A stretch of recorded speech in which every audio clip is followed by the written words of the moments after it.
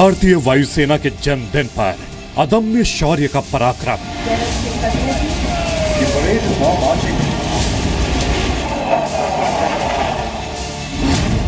आसमान में साहस की तस्वीरें देख सीना चौड़ा हो जाएगा।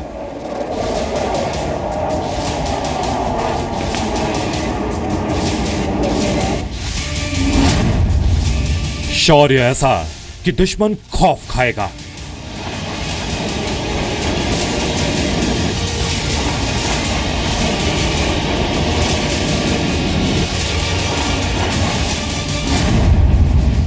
आसमान के बाहुबली की शक्ति देख दुश्मन कांप उठेगा।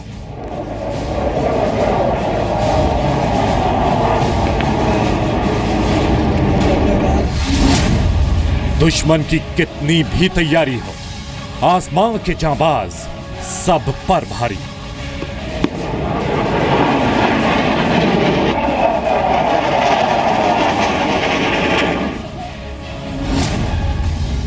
आंख दिखाने वाले दुश्मन को तेजस दिखाएगा दिन में तारे।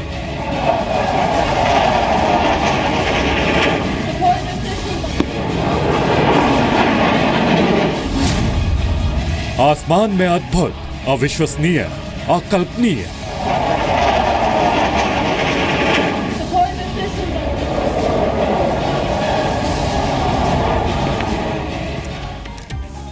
नमस्कार, आप देख रहे हैं जी न्यूज। आपके साथ हूं मैं रुबिका लियाकत। वायुसेना आज 84वां स्थापना दिवस मना रही है। दिल्ली के पास हिंडन एयरबेस पर आज वायुसेना ने पराक्रम और जाबाजी का अद्भुत नजारा पेश किया है। आपके सामने भारतीय वायुसेना के साहस और पराक्रम की ये 5 तस्वीरें हैं जिन्हें देखकर किसी का भी सर गर्व से ऊंचा हो जाएगा। साहस की इस तस्वीरों ने एक बार फिर से ये साबित कर दिया है कि देश के खिलाफ आंख उठाने वालों की अब खैर नहीं है। इस मौके पर आज तेजस लड़ाकू विमान के साथ साथ Globemaster, Sukhoi, Surya Kiran, MiG विमानों ने अपने करतब से सभी का दिल जीत लिया है। जाबाजी और शौर्य की पराक्रम की कहानी ये साबित करती है कि दुश्मन से निपटने के लिए देश पूरी तरह से हर मायने में तैयार है। इस मौके पर भारतीय वायुसेना के ग्रुप कैप्टन और भारत रत्न सचिन तेंदुलकर भी मौजूद थे। वैसे इस बार का एयरफोर्स डे काफी खास है। खास इसलिए क्योंकि आज एयरफोर्स डे परेड के फ्लाई पास्ट में पहली बार स्वदेशी लड़ाकू विमान तेजस को भी शामिल किया गया। तेजस जो कि देश में पहला लाइट कॉम्बैट एयरक्राफ्ट है बना हुआ। तेजस के पहले फ्लाइट स्क्वाड्रन का नाम फ्लाइंग डैगर्स 45 है। नए स्क्वाड्रन में सिर्फ 2 स्वदेशी तेजस शामिल है। तेजस 50,000 फीट की ऊंचाई तक उड़ान भर सकता है। तेजस के विंग्स जो है वो 8.20 मीटर चौड़े हैं। तेजस की लंबाई 13.20 मीटर है और ऊंचाई 4.40 मीटर। तेजस के वजन को अगर मैं आपके सामने रखूं तो वो है 6,560 किलोग्राम। वैसे कुछ समय पहले ही तेजस भारतीय वायुसेना में शामिल हुआ था। खबर आपको बताई थी। क्या है इसकी खासियत, जानने के लिए देखिए जी मीडिया संवाददाता कृष्ण मोहन मिश्रा की रिपोर्ट। इस वायुसेना दिवस की एक सबसे बड़ी खास बात यह थी कि स्वदेशी लाइट कॉम्बैट एयरक्राफ्ट तेजस, जो कि इसी साल भारतीय वायुसेना में विधिवत रूप से शामिल हुआ है, उसने अपनी मैन्यूवरिंग कैपेबिलिटी दिखाई। एलसीए तेजस के लिए वायुसेना को काफी दिन तक इंतजार करना पड़ा, लेकिन अब वो वक्त आया कि जब भारतीय वायुसेना में तेजस की पहली स्क्वाड्रन रेज हो गई है बेंगलुरु में। अगले साल तक इसमें एयरक्राफ्ट की तादाद 8 हो जाएगी। अभी 2 एयरक्राफ्ट का इंडक्शन हुआ है और तेजस ने भारतीय वायुसेना में शामिल होने के बाद पहली बार दर्शकों के सामने, जिनमें आम और खास दोनों ही किस्म के दर्शक थे, उनके सामने अपनी क्षमता दिखाई, अपनी मैन्यूवरेबिलिटी दिखाई। और उसकी कलाबाजियां देखकर कभी ये नहीं लग रहा था कि दुनिया के अच्छे से अच्छे एयरक्राफ्ट से किसी भी तरह कम है।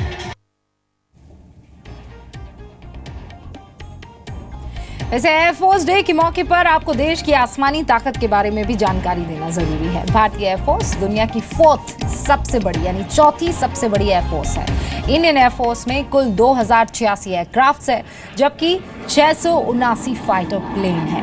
एयरफोर्स में 809 फिक्स्ड विंग लड़ाकू एयरक्राफ्ट है और 19 लड़ाकू हेलीकॉप्टर्स मौजूद है। एयरफोर्स के पास 646 हेलीकॉप्टर्स के साथ ट्रेनर एयरक्राफ्ट की संख्या कुछ 318 है। एयरफोर्स ने करगिल में 14 से लेकर 18,000 फीट की ऊंचाई पर दुश्मनों को मार गिराया था। इंडियन एयरफोर्स में कुल 40,236 अफसरों में 1,328 महिलाएं हैं। वैसे एयरफोर्स डे पर आज वायुसेना के सुखोई लड़ाकू विमानों ने भी उड़ान भरी है। आज भी भारतीय सेना की वायु शक्ति सबसे ज्यादा सुखोई लड़ाकू विमान पर ही निर्भर करती है। 8 दशक पहले वापीती एयरक्राफ्ट से शुरू हुआ वायुसेना का सफर सुखोई से होता हुआ अब रफाल की तरफ जा रहा है। रफाल के इंडक्शन से भारतीय वायुसेना के पास दुनिया के सबसे अच्छे फाइटर एयरक्राफ्ट्स में एक शामिल हो जाएगा। अभी भी जो भारतीय वायुसेना की शक्ति है वो सबसे ज़्यादा सुखोई Su-30 MK एयरक्राफ्ट पर टिकी हुई है। इसमें भारतीय वायुसेना में सबसे ज़्यादा तादाद इनकी हो जाएगी। 272 की तादाद में इनको ख़रीदा गया था, क्योंकि भारतीय वायुसेना की जो रीढ़ कहे जाते थे MiG-21 वो ज़्यादातर पुराने होते जा रहे थे और फेज्ड मैनर में उनको धीरे धीरे रिटायर किया जा रहा है।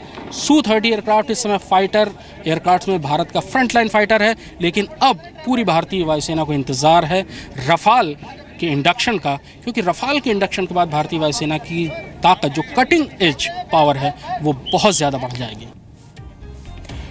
एयरफोर्स चीफ फारूक राह ने इस मौके पर कहा कि हमें खतरों से निपटने के लिए बड़े सुधार वैसे तो करने होंगे, लेकिन उरी और पठानकोट हमले का जिक्र करते हुए उन्होंने कहा कि देश की ताकत बढ़ाने के लिए कई बड़े फैसले लिए भी गए हैं। The world today is in a flux and threats are no longer easy to identify. The terrorist attacks on Pathankot Air Base and Uri Army Base are stark reminders of the troubled times we live in. To counter any sub-conventional threat to our bases, we have instituted various new security measures. Courses are being conducted to increase security training and consciousness, physical fitness and combat efficiency of our air warriors.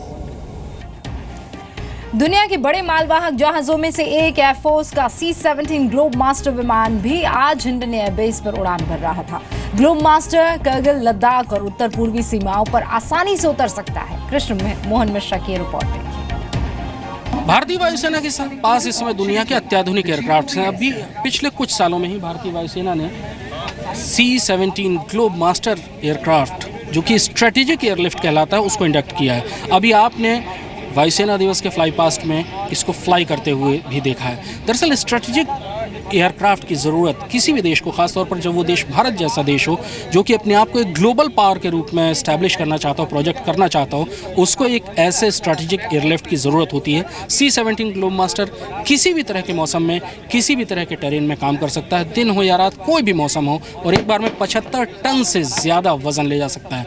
Globe master ने अपनी काबिलियत भारत में लेह जैसी मुश्किल aircraft जो airbase है वहाँ पर भी साबित की है, और लेह में इस समय जो लाइफलाइन है वो ग्लोब मास्टर कहलाता है। वैसे एयरफोर्स के फ्लाइंग पास्ट की बात अगर हम करें तो ध्रुव हेलीकॉप्टर्स का जिक्र ना हो ऐसा नहीं हो सकता है।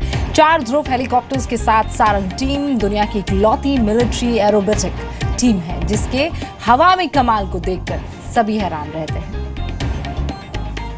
भारतीय वायुसेना जैसी वायुसेना को, जिसको एक साथ 2 मोर्चों पर सामना करना पड़ता हो, दुश्मन का चीन और पाकिस्तान, और उसके अलावा इंटरनल सिक्योरिटी के अलग चैलेंजेस हों, चाहे कश्मीर में उग्रवादियों और आतंकवादियों का सामना करना हो या छत्तीसगढ़, झारखंड और बिहार के घने जंगलों में नक्सलवादियों का, हेलीकॉप्टर एक बहुत ज़रूरी चीज़ होती है वायुसेना के लिए, और ख़ासतौर पर भारतीय वायुसेना के लिए तो ये बहुत ही ज़रूरी है। ट्रुप्स को रसद पहुँचाने, उनको उनकी कैजुअलिटी इवैक्यूएट करने से लेकर झाड़ियों और जंगलों, खाइयों में छुपे हुए दुश्मन या आतंकवादियों का सफाया करने तक हेलीकॉप्टर की बहुत ज़रूरत पड़ती है।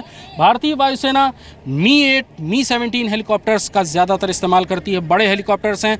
भारतीय वायुसेना ने स्वदेशी एडवांस लाइट हेलीकॉप्टर ध्रुव का भी बड़े पैमाने पर इस्तेमाल शुरू किया है, और अब ध्रुव का जो वेपनाइज्ड वर्जन है, यानी उसका जो हमलावर संस्करण है जिसका नाम रुद्र रखा गया है, उसका भी इंडक्शन शुरू हो चुका है। एडवांस लाइट हेलीकॉप्टर ध्रुव के ही प्लेटफॉर्म में हथियार लगाए गए हैं और वो बहुत शानदार तरीके से उसने अपनी काबिलियत साबित की है। लेकिन अब भारतीय वायुसेना आगे बढ़ रही है 2 हमलावर हेलीकॉप्टर्स के इंडक्शन की तरफ। एक भारत में बना हुआ लाइट कॉम्बैट हेलीकॉप्टर है जिसकी लगभग सारी उड़ानें पूरी हो चुकी हैं, ट्रायल उसका पूरा हो चुका है, उसका वेपन का ट्रायल इस समय चल रहा है और उम्मीद की जाती है कि अगले 2 सालों में उसका इंडक्शन शुरू हो जाएगा। वहीं दुनिया के सबसे अच्छे हमलावर एयरक्राफ्ट्स में से एक अपाचे को लेकर भारतीय वायुसेना की जो नेगोशिएशंस थे वो पूरे हो चुके हैं और अपाचे भी अब भारतीय वायुसेना का हिस्सा कुछ ही दिन बाद बन जाएगा।